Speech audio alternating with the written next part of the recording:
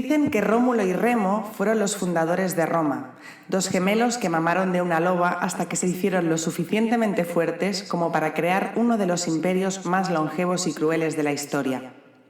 Pero Rómulo asesinó a Remo antes de que su hermano pudiera alcanzar la gloria, y ahora nadie se acuerda de él. Esta es su venganza. Bienvenidos a La Vendetta de Remo, el podcast sobre cultura clásica del siglo XXI.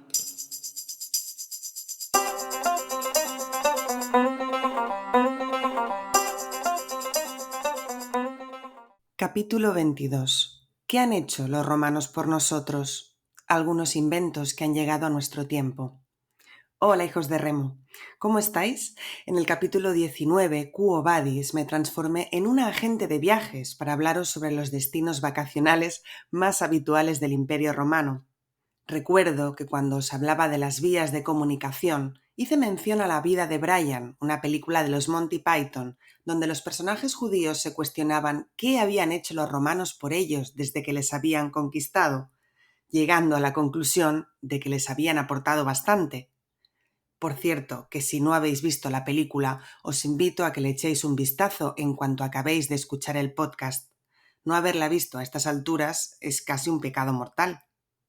En fin, no seré yo la que defienda a los hijos de Rómulo, por algo este podcast se llama La Vendetta de Remo, pero hay que reconocer que los romanos no daban puntadas sin hilo, y aunque siempre los acuso de copiar lo que les interesaba de las civilizaciones que conquistaban, también es cierto que por lo general solían mejorar lo copiado, además de aportar su granito de arena con inventos que, a día de hoy, seguimos utilizando y que contribuyeron a mejorar la sociedad en la que vivían.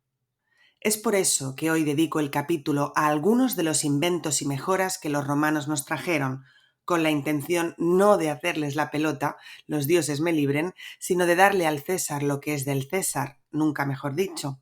Así pues, solo me queda recordaros que no todos los inventos de los que hablaremos hoy son de origen romano, pero sí que fue su perfeccionamiento lo que los convirtió en algo digno de aplaudir.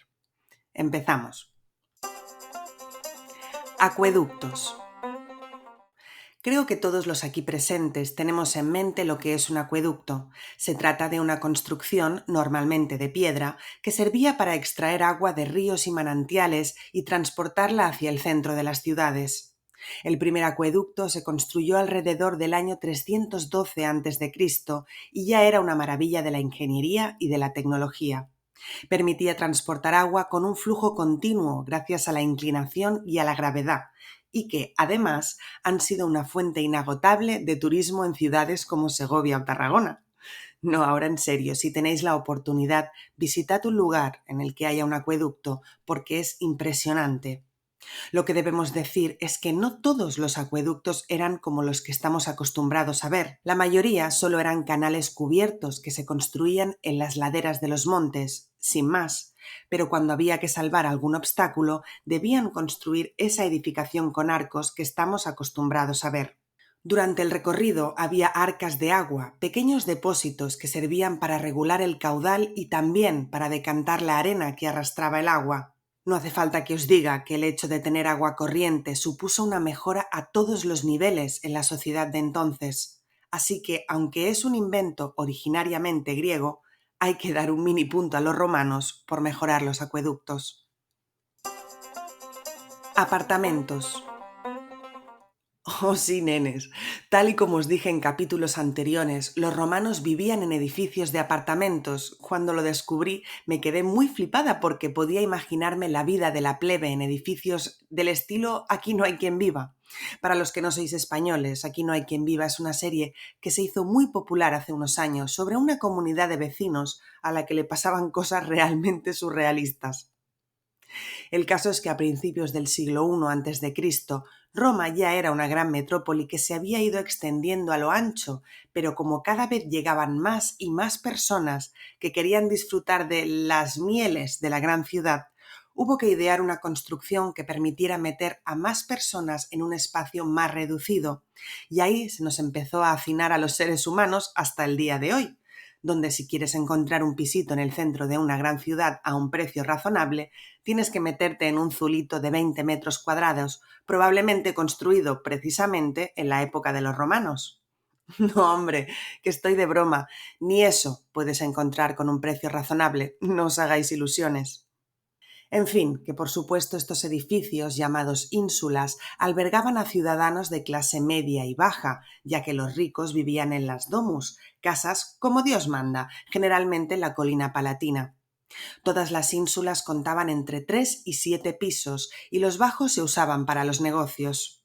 Los apartamentos inferiores eran considerados de mayor calidad porque contaban con sistemas de saneamiento y agua corriente, pero los de arriba no, así que usaban esa técnica de la que hablamos en el capítulo de echarse una huilla, es decir, lo de lanzar los excrementos por la ventana. Una sola ínsula podía albergar hasta 40 personas y estaban por toda la ciudad.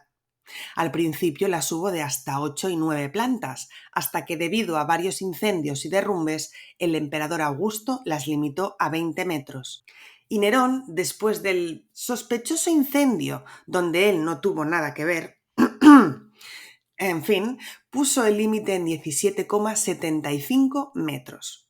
Por cierto, que las ínsulas sí fueron un invento romano al 100%, así que gracias, Roma, por permitirnos a los curritos vivir de una forma digna. Arcos. Por supuesto, los arcos no son un invento romano. El primer uso del arco había sido anterior a la civilización romana, pero ellos fueron los primeros en conseguir construir un arco encima de 2 pedestales. Esto supuso una revolución en la forma de construir a partir de entonces. Pensemos en las iglesias y las catedrales, por ejemplo. Hubiese sido imposible construirlas sin los arcos mejorados por los romanos. Qué ironía, ¿verdad? Ellos ayudando a construir el símbolo de la civilización que los hizo caer, al menos en parte. En aquel momento el arco era el único método que se conocía para techar un edificio sin vigas de apoyo. Pensad precisamente en los acueductos de los que hemos estado hablando antes, los anfiteatros, los teatros, todo se techaba con arcos y en aquella época fue toda una revolución. Arquitectos que me escucháis, si es que hay alguno, supongo que sabréis de lo que hablo, así que si queréis extenderos sobre este tema en comentarios, seréis más que bienvenidos por los pobres ignorantes como yo, que lo último que aprendí de arquitectura fue cómo construir una casita de cartón para mis muñecas. Spoiler, no aguanto. Calefacción. ¿A quién no le gusta estar calentito? Yo hoy he soñado que vivía en una casa con calefacción y debo decir que aquí estamos a 30 y pico grados, así que imaginaros. El caso es que los romanos siempre intentaban buscar la perfección y mayores comodidades para su estilo de vida. Aunque Italia sea un país mediterráneo, hay que recordar que en invierno hace bastante frío, pero era imposible mantener un horno encendido las 24 horas del día dentro de casa, a no ser que tuvieras esclavos para mantenerlo, pero aún así el calor solo se concentraría en una zona. Es por eso que a los ingenieros de aquella época se les ocurrió hacer circular aire caliente alrededor del edificio a través de espacios huecos en las columnas. Se colocaba un horno debajo de la casa y como el aire caliente siempre sube, se elevaba a través de los espacios huecos del edificio. Yo no entiendo cómo tenían tanto ingenio para algunas cosas y eran tan cabezaduras para otras, pero hay que reconocer que esos fueron los primeros pasitos de la calefacción. Calendario juliano. A ver, lo del calendario no lo inventaron los romanos, evidentemente, pero sí el calendario que conocemos en Occidente, llamado también el calendario juliano. Si no hubiera sido por eso, igual nuestra semana, en lugar de tener 7 días, tendría 8 o 5. Empezad a calcular vuestro horario laboral. Mejor no pensarlo, la verdad. El caso es que el calendario juliano fue introducido por, sí, lo habéis adivinado, Julio César, en el año 46 a.C. Fue el primer calendario que dividió el año en 365 días con 12 meses e introdujo el año bisiesto, añadiendo un día más a febrero cada 4 años. Está bien, debo decir que el calendario que usamos hoy en día no es el juliano, sino el gregoriano, pero que en realidad solo es un 0,002% más preciso. Tampoco vamos a venirnos arriba. Por supuesto, Julio César mandó que uno de los meses del calendario se llamara julio, como él, y agosto sacó su nombre de su heredero, el emperador Augusto, porque sí, serán muy listos y sabrán hacer de todo, pero también tenían ese puntito ególatra que tanto nos gusta a todos. Carreteras. Estuvimos hablando de las carreteras en el capítulo 20, Quo Vadis, pero no está de más recordarlo, porque fue una de las innovaciones más importantes que nos trajo la civilización romana. Seguramente en algún momento habéis utilizado el dicho «todos los caminos conducen a Roma», y es que aunque seáis de Bogotá, Pekín o Tordesillas, es una frase que hemos escuchado toda la vida, cuando alguien ha querido referirse a que tarde o temprano todos encontramos el camino que nos lleva a nuestro lugar de destino. Lo cierto es que no es que todos los caminos llevasen a Roma, sino que de Roma salían todos los caminos hacia el resto del mundo. Y es que una de las razones principales detrás de la eficacia de las comunicaciones en Roma, teniendo en cuenta que sus dominios eran vastísimos, fue la construcción de una red de carreteras muy sofisticada. Gracias a ella consiguieron expandirse y controlar los territorios conquistados, permitiendo un mejor transporte de mercancías, soldados y visitantes. Solían seguir una línea recta a través del campo y además estaban bien protegidas y patrulladas.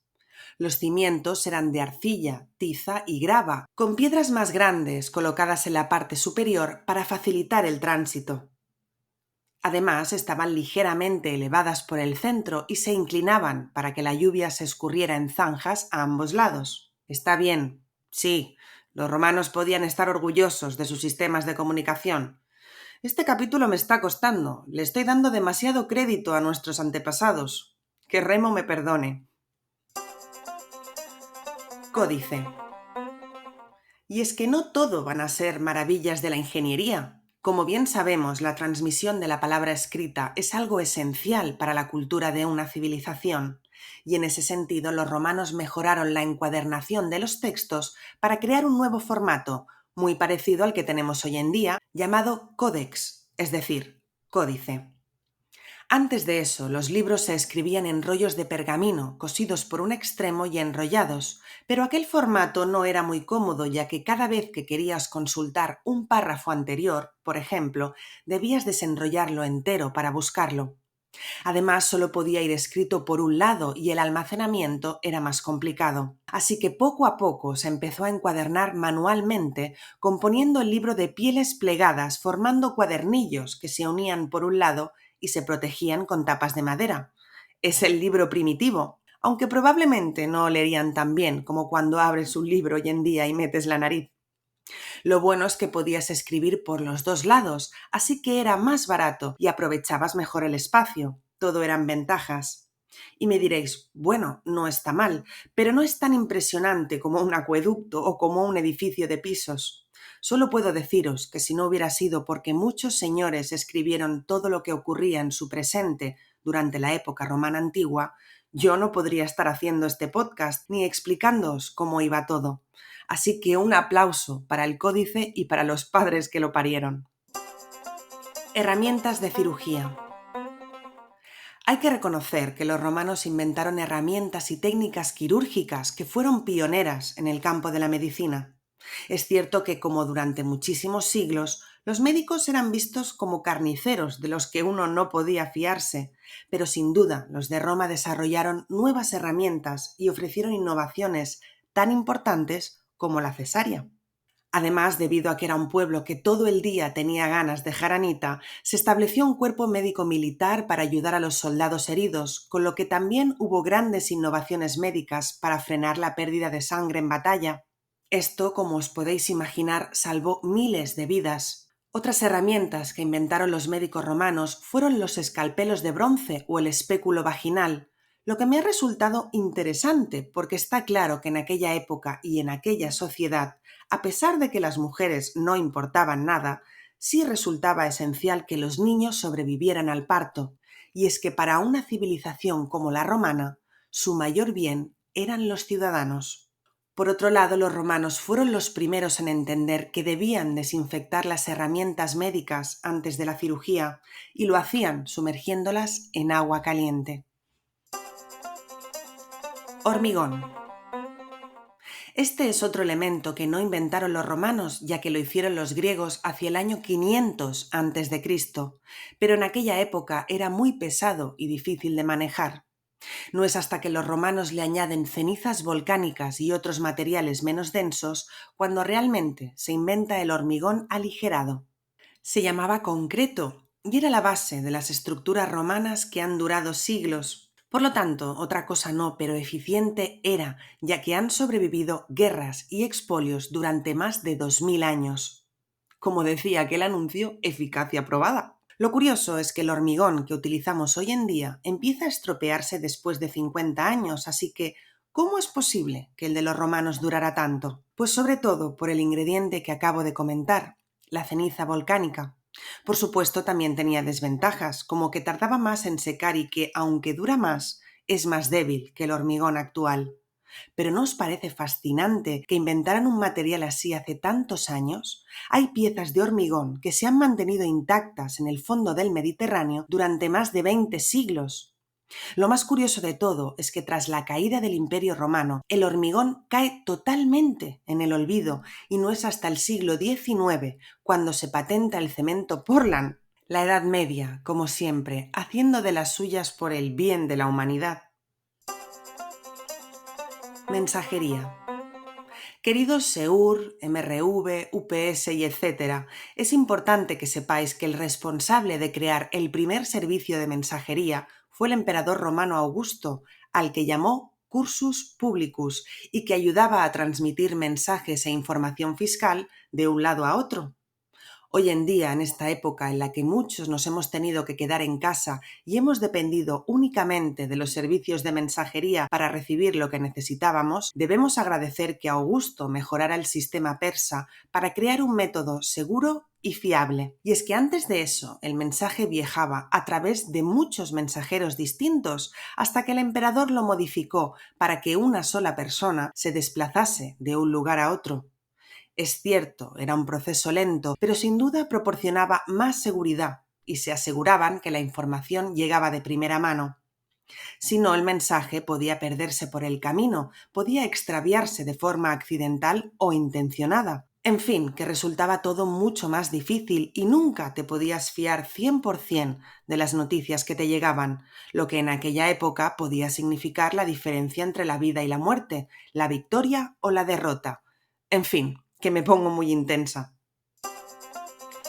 Números romanos. Sí, ya sé lo que me diréis. Los números romanos están en desuso y puede ser, pero todavía tienen su función hoy en día, una función que no se puede perder, como la de enumerar los siglos o los reyes o... Bueno, vale, está bien. Igual ahora no están pasando por su época más boyante, pero sin duda en su momento fueron una revolución. El primer uso de estos números se remonta entre el 900 y el 800 a.C.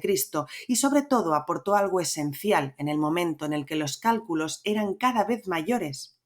Además, estandarizó el conteo para que fuera más eficiente en las comunicaciones y en el comercio.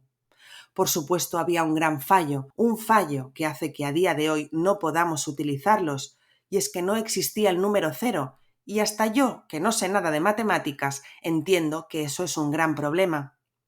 Aún así, ¿qué sería de las secuelas cinematográficas sin los números romanos? Y de esos momentos en los que nos hacían leer en la escuela y aparecía la palabra siglo y nos quedábamos unos segundos en silencio tratando de descifrar las X, las Vs y las Y.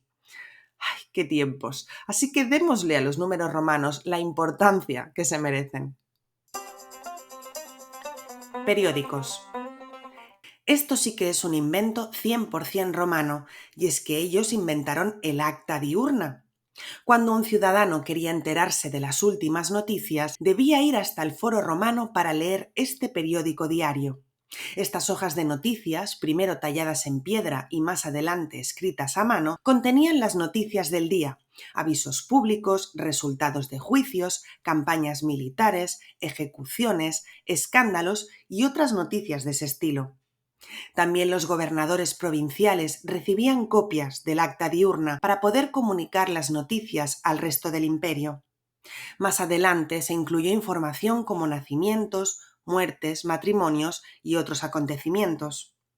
Una curiosidad es que también existía el Acta Senatus, que informaba sobre los procedimientos del Senado romano. Este tipo de diario se mantenía fuera del alcance público hasta que Julio César lo hizo accesible a todo el mundo como parte de las reformas populares que introdujo durante su mandato.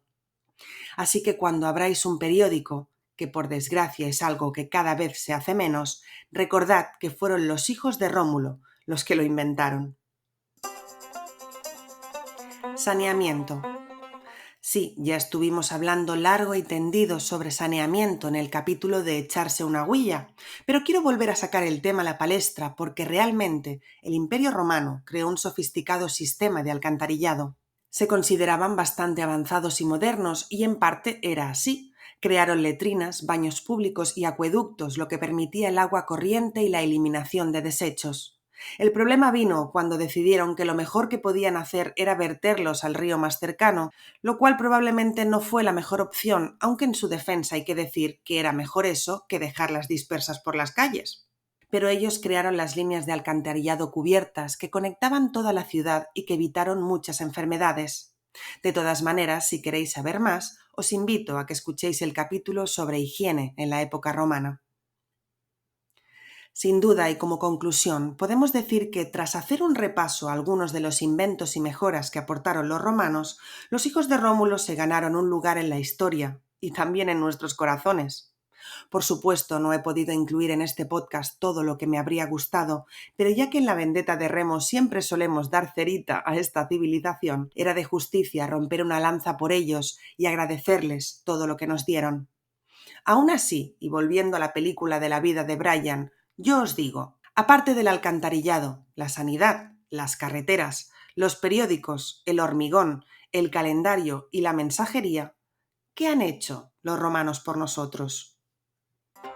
Y hasta aquí un nuevo capítulo de la Vendetta de Remo. Espero que os haya gustado. Como sabéis, yo no soy historiadora, yo solo cuento historias y si esta os ha parecido interesante, os animo a que la compartáis con quien vosotros queráis.